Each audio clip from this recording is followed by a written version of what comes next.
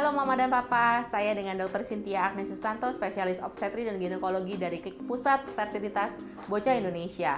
Pada kesempatan siang hari ini, saya ingin mengajak teman-teman untuk membahas mengenai infeksi vagina. Jangan lupa untuk subscribe Mama Papa ID dan juga YouTube Bocah Indonesia.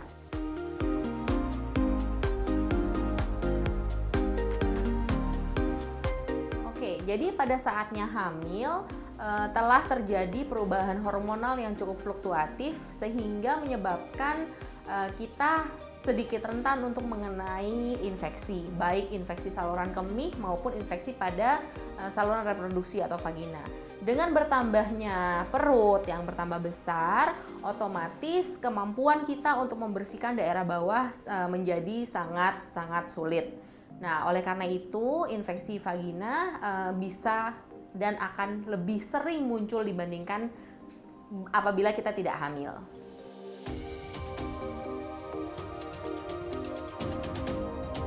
Pada seseorang yang mengalami infeksi jamur, nomor satu gejala yang lebih muncul adalah gatal.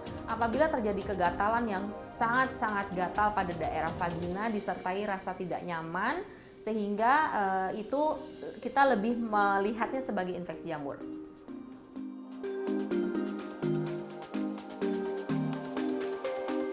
Kalau infeksi bakteri lebih ke keputihan yang berubah warna. Biasanya keputihan yang kita alami 3 kali normal dalam 1 kali siklus menstruasi. Jadi sebelum mens, setelah mens, dan sebelum ovulasi.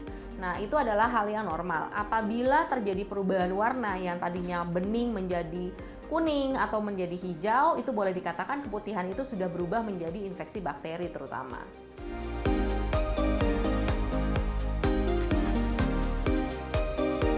Jadi infeksi pada vagina yang bila terjadi pada hamil akan membuat perkumpulan lactobacillus di sana tuh terganggu sehingga tidak ada lagi proteksi terhadap bagian vaginanya, sehingga si kuman bisa naik ke atas menuju vaginanya dan menuju ke serviks atau mulut rahim, sehingga si koloni-koloni tersebut akan dengan mudah masuk ke dalam rahimnya dan akan menggerogoti istilahnya si cairan ketubannya, lapisan ketubannya, sehingga begitu dia menggerogoti akan lebih mudah terjadinya ketuban pecah dini sebelum waktunya.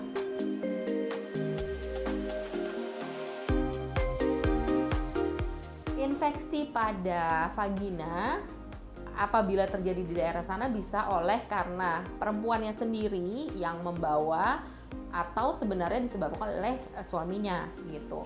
Makanya dia dua-duanya kalau misalkan sudah terbukti ada infeksi, kita bisa melakukan pemeriksaan. Akan lebih baik lagi bila dilakukan pemeriksaan swab untuk mengetahui jenis kuman, terapi apa yang cocok. Habis itu suami dan istri sebaiknya di terapi berdua, tidak bisa sendiri-sendiri karena ntar jadinya pingpong saja.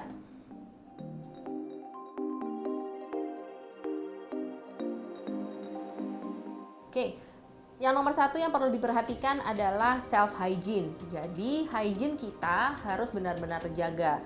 Tidak boleh pakai sabun-sabunan yang bisa merusak pH ataupun daerah-daerah merusak kolonisasi dari lactobacillus di daerah sana. Gitu. Jadi jangan terlalu heboh dalam menggunakan cairan pembersih vagina. Terus yang kedua, jaga kebersihan setiap kali habis ke belakang, baik itu BAK ataupun BAB, untuk selalu membersihkan.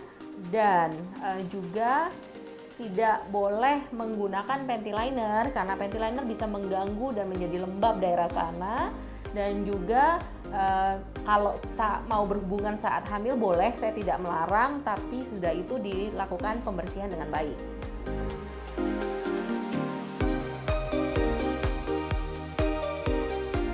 Intinya apabila memang sudah memiliki kelainan tersebut harus segera periksakan diri, jangan sampai komplikasi-komplikasi yang bisa terjadi muncul, apalagi sampai melahirkan bayi prematur.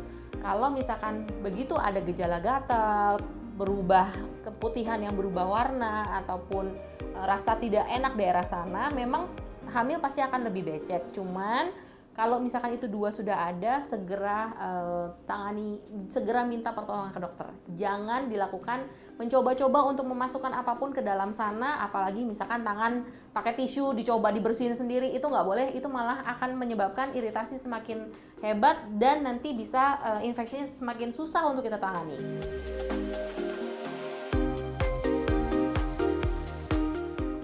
Oke, jadi infeksi vagina pada hamil sebenarnya lumayan sering terjadi ya. Jadi infeksinya bisa dikarenakan infeksi saluran kemih yang turun ke bawah, ataupun pada saatnya kita cebok yang nggak bersih dia bisa naik ke atas.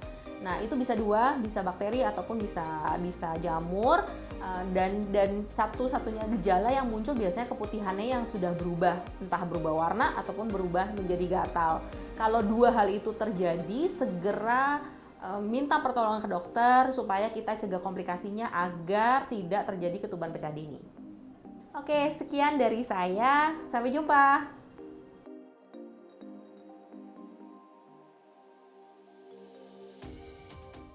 Jangan lupa like, komen, dan subscribe akun YouTube mamapapa.id agar Mamin bisa lebih semangat lagi untuk membagikan berbagai informasi untuk moms dan keluarga. Kalau mau nonton video yang lainnya, bisa klik di sini ya. Oke, mamapapa.id pamit dulu ya, Mams. Terima kasih.